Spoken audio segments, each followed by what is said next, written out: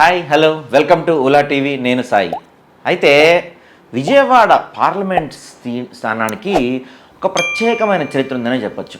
ఎందుకంటే అక్కడి నుంచి గెలిచిన వాళ్ళు వరుసగా 2 సార్లు గెలుస్తూ వస్తున్నారు. కొంతమంది ఒకసారి గెలిచారు, కొంతమంది. ఏదేమైతేనేమి అక్కడి నుంచి గెలిచిన తర్వాత ఓడిపోయిన వాళ్ళు ఇక అట్నుంచి అటే రాజకీయాలకు టాటా చెప్పి వెళ్ళిపోతున్న పరిస్థితి మనకు కనపడుతుంది.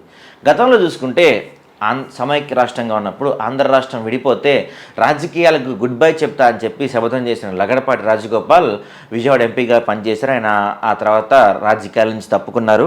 ఆ తర్వాత మనం చూసుకుంటే 2014లో కొన్నేరు ప్రసాద్, తర్వాత 2019లో పీవీపీ ఓడిపోయి దాదాపు వాళ్ళ కెరియర్కి క్లోజ్ చెప్పేశారు. అంటే దాదాపుగా వాళ్ళు కనుమరుగైపోయారని చెప్పచ్చు రాజకీయ పరంగా చూసుకుంటే.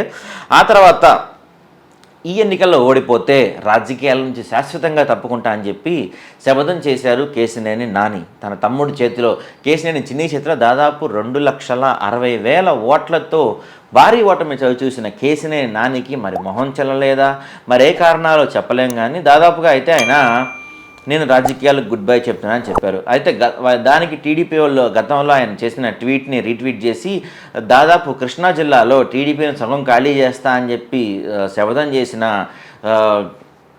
కేశినేని నాని ఇప్పుడు దాదాపు ఆయనే రాజకీయాలకు చెప్పే పరిస్థితి వచ్చింది. టీడీపీని ఎవరు కదిలించలేరని చెప్పి కొంతమంది టీడీపీ నాయకులు దాన్ని రీట్వీట్ చేసిన సందర్భాలు చూస్తున్నాం. అయితే మొత్తం మీద విజయవాడ ఎంపీగా గెలిచి ఓడిపోయిన వాళ్ళు రాజకీయాలకు గుడ్ బై చెప్తున్నారు. అందులో ఇప్పుడు తాజాగా కేశినేని నాని కూడా చేరారు. అయితే ఇక్కడ ఇంకో హైలైట్ పాయింట్ ఏంటంటే, ఇక్కడ ఇప్పటివరకు రాజకీయాలకు అంటే విజయవాడ ఎంపీగా గెలిచి రాజకీయాలకు గుడ్ బై చెప్పిన నలుగురిలో ముగ్గురు కోనేరు ప్రసాద్ కానీ, పీవీపీ కానీ, ఇప్పుడు కేశినేని నాని కానీ ముగ్గురు కూడా వైసీపీ వాళ్ళే కావటం హైలైట్ పాయింట్గా చెప్పచ్చు.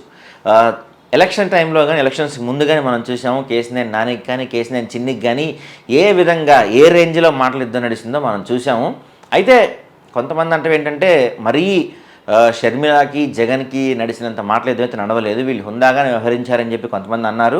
సరే ఏది ఏమైనా తమ్ముడి చేతిలో దాదాపుగా 2,40,000 ఓట్ల మెజార్టీతో ఓడిపోయిన కేశినేని నాని మరి ఆ అవమాన భారంతోనా లేకపోతే ఇచ్చిన మాట నిలబెట్టుకోవాలనో కానీ ఆయన రాజకీయాలకు స్వస్తి అని చెప్తూ ఒక ట్వీట్ రిలీజ్ చేయడం మాత్రం ఇప్పుడు రాజకీయ వర్గాల్లో సంచలనమైంది. తమ్ముడి చేతిలో ఓడిపోయిన బాధ లేకపోతే మాట నిలబెట్టుకోవాలన్న పంతమో కానీ మొత్తానికి విజయవాడ నుంచి మరొకరు కేశినేని నాని రాజకీయాలకు దూరం అయ్యారు.